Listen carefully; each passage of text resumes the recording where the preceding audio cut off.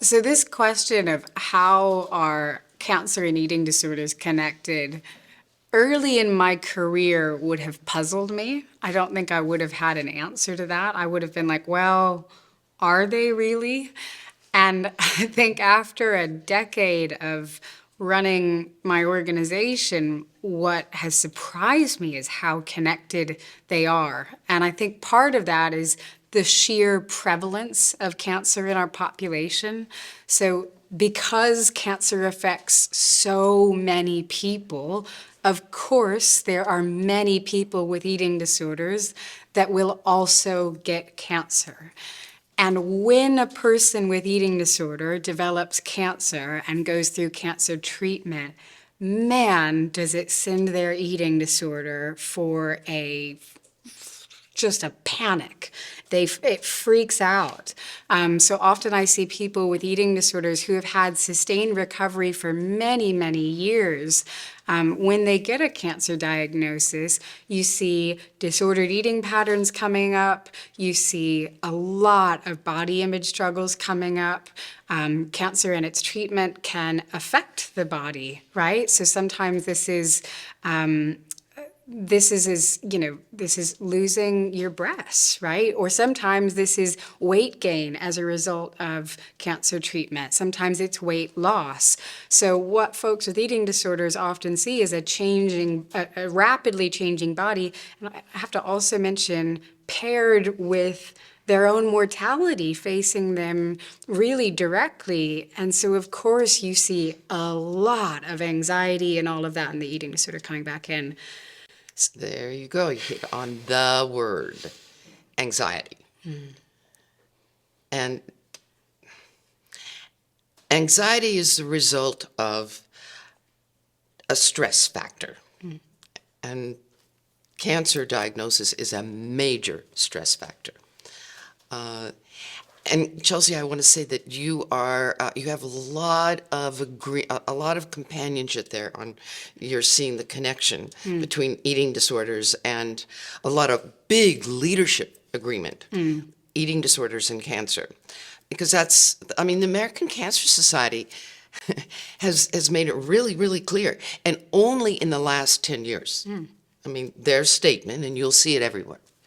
They have guidelines for cancer patients and survivors that they published about 10 years ago. What can you do when you experienced being diagnosed with cancer? How do you manage that stress? Really simple. Two things: diet and exercise. There's no advice on, what kind of treatments to have or what kind of supplements to take. It's all about a healthy diet and exercise.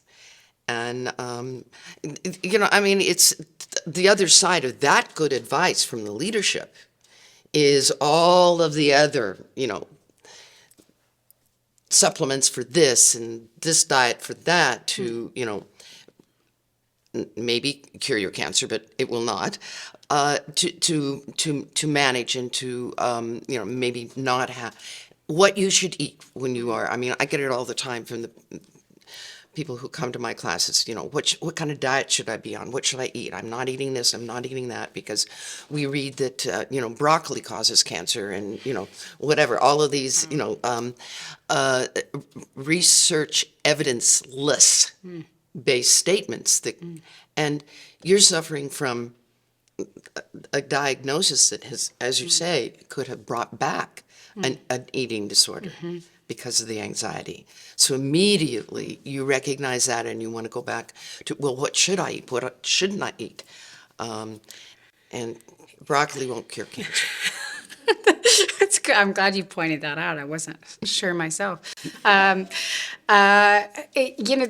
word that comes to mind as you're speaking, Tari, is minefield, like a minefield for someone with an eating disorder. So you've got the stress of a cancer diagnosis. You've got that like panicked grappling with what can I do? Like what, because I think I would imagine, I've not had a cancer diagnosis myself, But I can imagine it just feels completely out of your control. This thing is, happened, it's completely turned your world upside down. And so you're reaching toward, well, what can I do? What can I control? My food intake, all of that. But I think that when I say minefield, the thing that comes to mind is that's often exactly at the heart of an eating disorder, especially a restrictive eating disorder, is I'm going to control my food. I'm going to control what I eat. I'm going to restrict to control my life. And so there's this really, Well, yeah, control is the other word. And certainly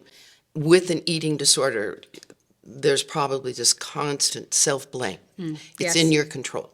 You can control this. It's up to you to do this. And unfortunately, with cancer, there's so much misinformation out there as it being something that you caused because you didn't eat the broccoli, or you caused because you were a smoker or whatever. But that the blame is put on the survivor, and so that's one really big similarity of that big crossover that we have. Well, and you can imagine how, if the recommendation is diet and exercise, how that would get filtered through, how you would filter that through, well, I got myself into this, if you're getting that societal message because I didn't eat the broccoli, because I didn't exercise enough, and how you would then go back to reaching toward what you're eating and all of that as a means of, of undoing that or of controlling it or all of that. So it's, well, you mentioned too that the plethora of cancer survivors, of people who are, the data is that 40% of us in our lifetime are going to be diagnosed with cancer, and almost 70% of the people who do get diagnosed with cancer survive it. So they have a lifelong life of choosing the right things to not have the reoccurrence, not being re-traumatized with the cancer. And then, of course, the research on the relationship between weight management and cancer is huge, and very significant. So the stress factors continue to mount in the minefield. Yeah, it is a minefield. It's so interesting to me too, because on one hand, in the eating disorder world, a lot of what we're doing is trying to combat weight stigma. So the assumption that really thin bodies are healthier than bigger bodies, right? Or the assumption that this is the size of all of that. But at the same time, I hear you that also we do have some evidence that there's at least a correlation with they would say obesity, at least I think BMI is a really problematic metric, but there's a correlation in the medical field.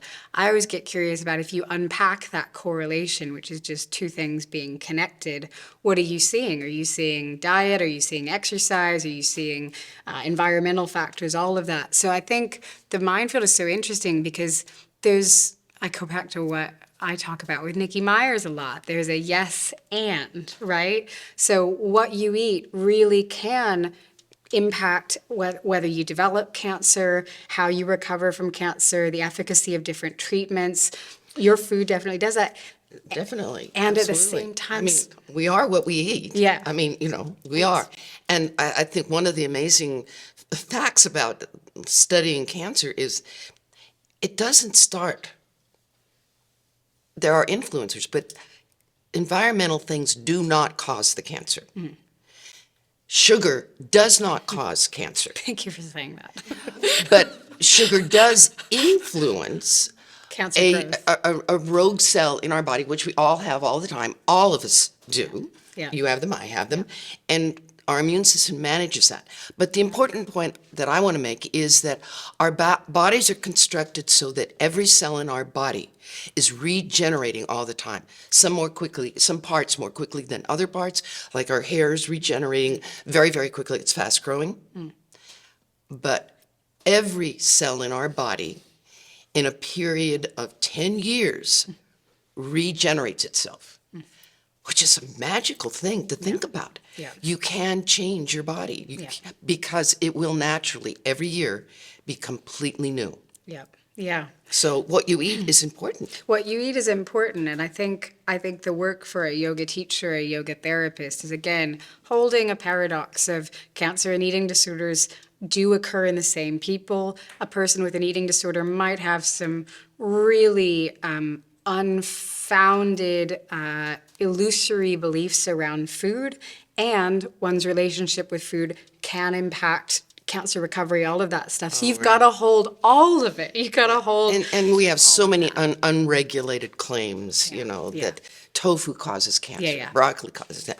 And these things we can't control for, and they are out there, but we can, you know, make our students be more mindful of when they come in and talk about they're on this strict Yeah. whatever kind of diet that is going to, you know, manage and cure their cancer, and you know, finding ways to have them be reflective about that. Yes. And you know, that's one of the really big important tasks of a yoga practice. Holding the complexity.